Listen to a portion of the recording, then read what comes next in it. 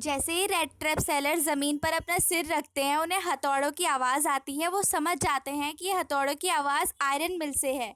तो वो जितनी भी उनके अंदर ताकत बची थी, उन सबको समन करके वो उस आवाज़ की डायरेक्शन में चलने लगते हैं।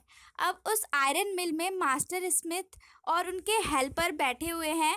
वो पिग आयरन, एक आयरन के टुकड़ा, मतलब बहुत सारे आयरन के टुकड़े वो आग पर रखे हुए थे। वो उनका वेट कर रहे थे कि वो रेडी हो जाए, ताकि फिर उन आयरन के टुकड़ों को वो एनविल पर रखें। तो वो उसको लॉन्ग आयरन बार से, उसको जैसे हम चीनी हिलाते हैं चाय में, वैसे वो हिलाते। तो वो दिसंबर का महीना था, इतनी ज़्यादा ठंड, लेकिन फिर भी जैसे वो जाते उसको हिलाते तो वो पसीने से तरबतर होकर वापस लौटते थे। और वहाँ पे बहुत तरीके की आवाज़ें आ रही थी, इतनी बड़ी मशीन्स, उनकी आवाज़ें, बाहर झरना था उसकी आवाज़, बारिश हो रही थी उसकी आवाज़। तो शायद इन्हीं आवाज़ों के कारण मास्टर स्मिथ को पता नहीं चला कि एक आदमी गेट खोल के अंदर भी आ चुका है। फिर जब वो आदमी फर्नेस के पास आकर खड़ा होता है, तब उन्हें पता चलता है। तो हमारे रेड ट्रैप सेलर फिर परमिशन लेते हैं। तो वो सिर्फ, मतलब मास्टर स्मिथ एक हॉटी सा, मतलब एरोगेंट सा सिर हिला देते हैं कि हाँ ठीक है, सो जाओ यहाँ पे। अब जो ये राम्सो आयरन मिल है, ये जो इनके ओनर थे वो बहुत ही प्रोमिनेंट, यानी वीवीआईपी टाइप के थे। उनका सबसे बड़ा सपना यही था कि वो मार्केट में अच्छी आयरन सप्लाई करे। इसीलिए वो दिन रात मेहनत करते थे, बार बार राउंड लगाते थे। ऐसे ही वो, इसीलिए वो राउंड लगाने आए अब।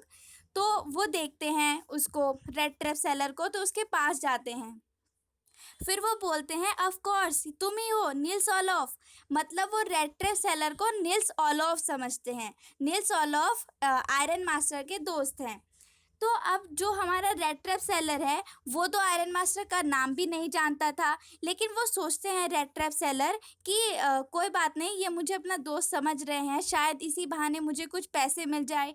तो वो उन्हें सच नहीं बताते। वो बोलते हैं red trap seller iron master से, हाँ भगवान ही जानते हैं मेरे साथ कितना बुरा बुरा हुआ।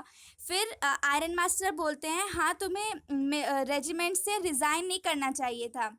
मतलब हमारे आयरन मास्टर और जो दोस्त, जो वो रेड ट्रैप सेलर को समझ रहे हैं, वो पहले मिलिट्री में काम करते थे।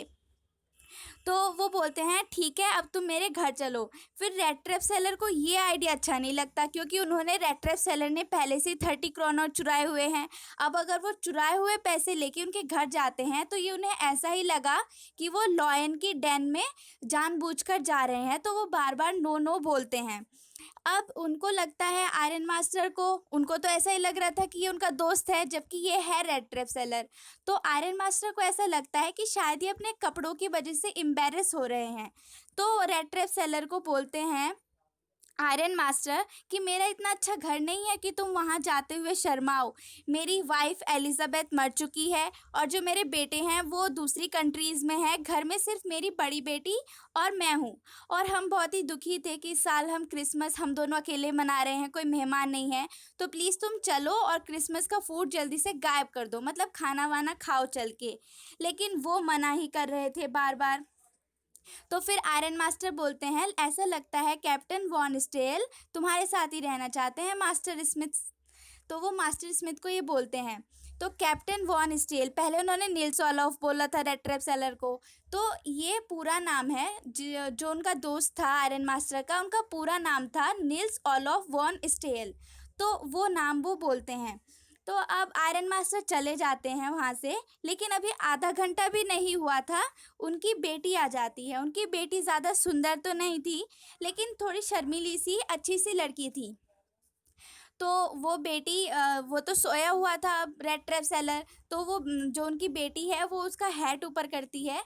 तो एकदम से वो उड़ पड़ता है रेड ट्रैप सेलर। फिर वो बेटी बोलती है कि मेरा नाम एडला विल्मैंसन है, और मैं आयरन मास्टर की बेटी हूँ। पापा ने आके बताया कि तुम यहीं पे हो, तो मैंने उनसे परमिशन ली तुम्हें घर लेके चलने की। वो बहुत ही प्यार से बोल रही थी रेड ट्रैप सेलर से। फिर लेकिन मन मन में सोच रही थी कि इसको देख के ऐसा लग रहा है या तो ये कुछ चुरा के भागा है या जेल से भागा है। लेकिन फिर भी वो लड़की बोली कि प्लीज़ तुम हमारे साथ चलो क्रिसमस ईव पे। अब उसको थोड़ा विश्वास सा होने लगा उस लड़की पे, रेड ट्रैप सेलर को। अब नेक्स्ट पार्ट में देखते हैं क्या होगा।